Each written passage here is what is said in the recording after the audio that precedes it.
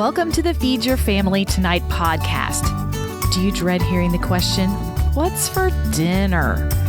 Whether you spend your days keeping up with toddlers, running kids to after-school activities, or juggling a career and family, getting dinner on the table can be a struggle for us all. I'm Mariefiebach, a business owner, wife, and mom of 4.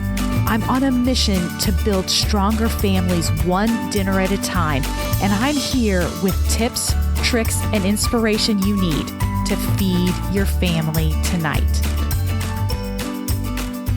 Hello, friends. Welcome to the Feed Your Family Tonight podcast, episode 168. I'm your host, Mariefiebach. I am so happy to be here with you today. Today, we're talking about something that I really like to do, and not everyone does, but I'm going to help those of you that are a little shy about this, and those of you that are like me, you're going to be like, oh yeah, this is great. Today, we're going to talk about how to riff on a recipe. Now, I have said before, there are people that use recipes only as suggestions, and there are people that follow recipes to a T.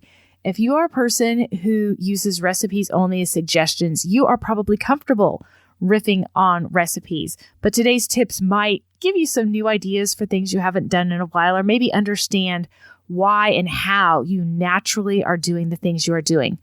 If you are someone who follows recipes to a T and really doesn't like to cook unless you have a recipe, this episode is going to help you start being a little more creative in your kitchen. And it also will help you adjust things so that they work for your family. Right now, groceries are getting more and more expensive. And one of the best things that we can do to help get our grocery budget under control is sometimes we need to do a little bit of recipe substitution, or we need to use ingredients that we have in our house and use them up. And that often means adjusting recipes to the ingredients that we have, or ingredients that are a little bit less expensive. And that's just one reason why you may want to riff on a recipe. Another reason why you may want to riff on a recipe is that you're like me and you're feeding a family of 6 and the recipe only makes 4 servings.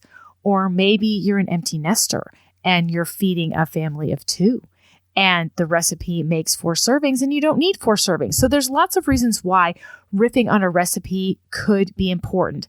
And that's actually my first of 4 tips for you today. Why do you want to change up this recipe that you have? Again, could be that you're trying to make more servings, or you want to make less servings.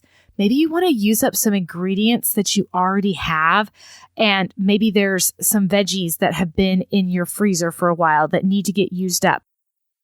Or maybe you have a can of tomatoes that is about to expire.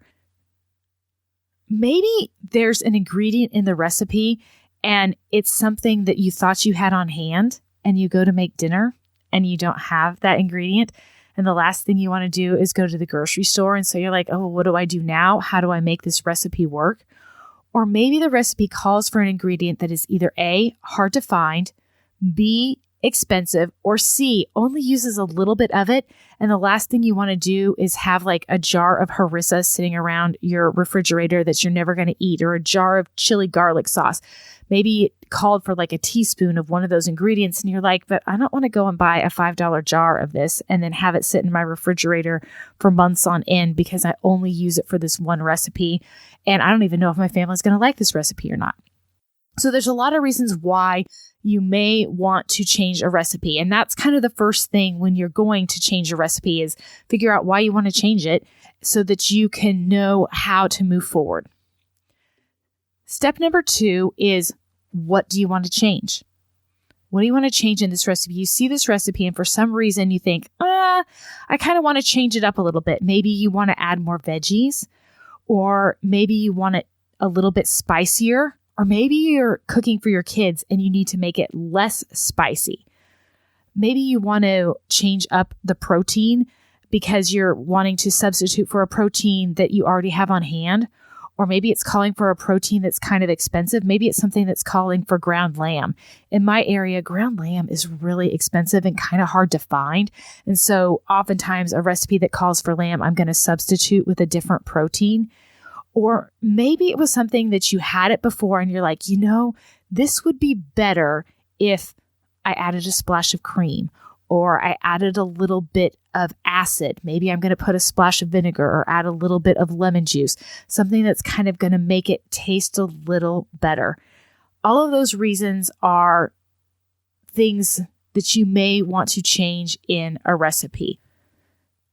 Step number 3 is, does the change I want to make in the recipe make sense? It's one thing to add a splash of vanilla to a bread pudding, and it's another thing to swap out the cumin for the cinnamon in a bread pudding. Now, if you're trying to make a savory bread pudding and you get the idea that you're making something and having a savory custardy bread on the side sounds good as part of your main dish, then maybe you do want to throw a little cumin in instead of the cinnamon. But probably you don't want to change cinnamon for cumin in a bread pudding. It doesn't really make sense right off the bat. So how do you know if it makes sense? The first thing is, are the flavors similar? If you are making a soup or a stew and it's calling for onions and carrots, probably not a big deal to add a little bit of celery to that. Might even be able to get away with adding a little bit of bell pepper or some mushrooms because there's already vegetables there. And so the substitutions or the additions that you are making, they make sense. Or maybe if you're making a curry and you know that it is for 4 servings, if you just add a little bit more of the meat and you add a little bit more of the tomato sauce and you add a little bit more, you're going to end up with basically the same recipe. You're just kind of adding a little bit more. You don't have to sit there and calculate 2/3 of this recipe equals this and that. I mean, it's a good math lesson, but you don't need to be as precise as that for something like a curry. There's a lot of room for ebb and flow. Another way to find out if a substitution makes sense is look and see if other recipes are doing that. You might even find a recipe that's exactly what you want, but if another recipe is doing a similar substitution, for example, I like to make my lettuce wraps with ground turkey. Most recipes for lettuce wraps actually are calling for ground chicken or ground beef or ground pork, but I happen to make it for ground turkey. But I can look up ground turkey lettuce wraps on the web, and a couple of recipes will come up for ground turkey lettuce wraps. So if there are other recipes that make similar substitutions, maybe you're wanting to make it a little less spicy, and you look for the recipe and you find that there are ones that say, hey, you can adjust the level of spice. Maybe one recipe calls for 1/2 teaspoon of hot pepper flakes and another recipe calls for a pinch of hot pepper flakes. You can look on the web and kind of see if other recipes are doing similar things. And that's usually a good indicator that you are going in the right direction. A few weeks ago, I was going to make my recipe for Asian carrot soup. And I always have soy sauce on hand. I mean, I buy it when I do my big deep dive grocery shopping trip. I usually have 2 or 3 bottles that'll get me through. And I was starting the soup. It was in the Instant Pot, starting to cook.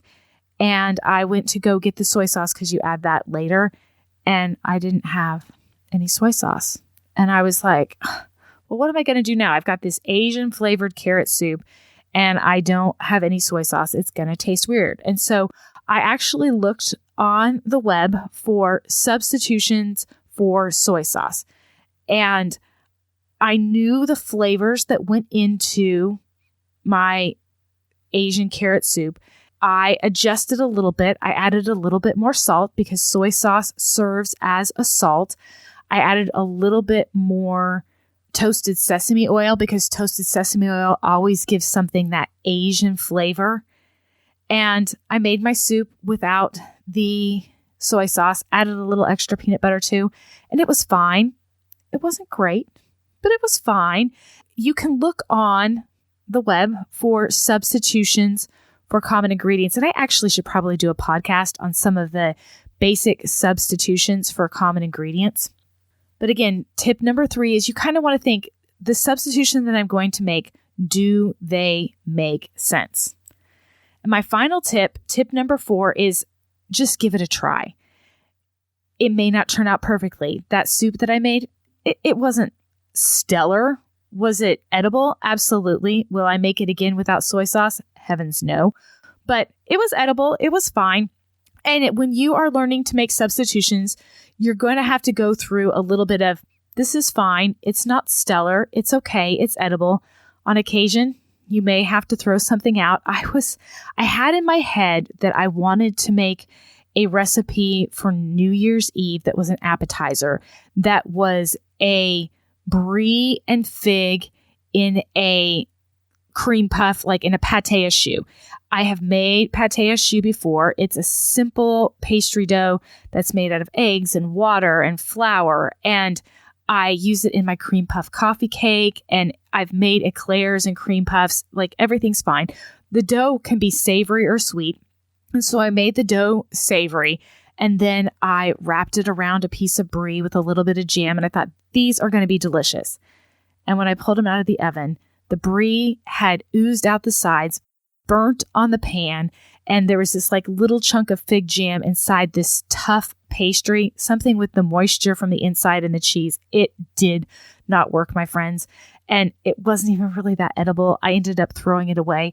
But very rarely do you have to throw away something. Usually it's salvageable, and I probably could have salvaged it, but I was like, I'm done. And I even tried the recipe twice. So I made it a second time, and I adjusted things a little bit, and it still didn't work. So sometimes when you try these, they're going to work great. Sometimes when you try them, they're going to be like my carrot soup, and you're going to be like, meh. And sometimes when you try them, you're going to fail. But you learn from your failures, and you learn what different ingredients do when you use them in different ways that are in the recipe. A really good example is 9 times out of 10 in my house, I am going to reach for white whole wheat flour rather than white flour, and I will substitute it for white flour in almost any kind of cooking or baked good. But when I was testing the recipe for my enchilada sauce, the white whole wheat flour did not thicken it right. But the second I switched to a regular all-purpose flour, my enchilada sauce turned out velvety and perfect, exactly how I wanted it.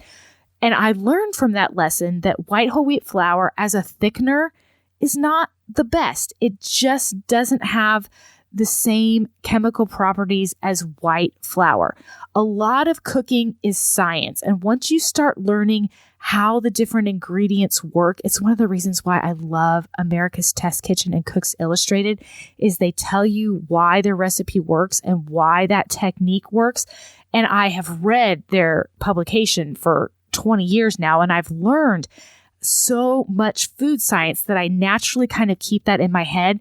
But as you experiment and as you try new things, you're going to start picking up on some of these food science things, whether or not you know that they're actual scientific principles. You're going to start learning how things work and how things don't work.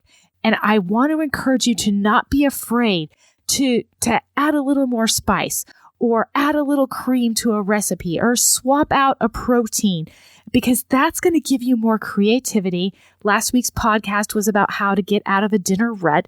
This is one of the things that you can do to get out of a dinner rut, is to just swap a couple of ingredients in a recipe that you're already making and see what happens.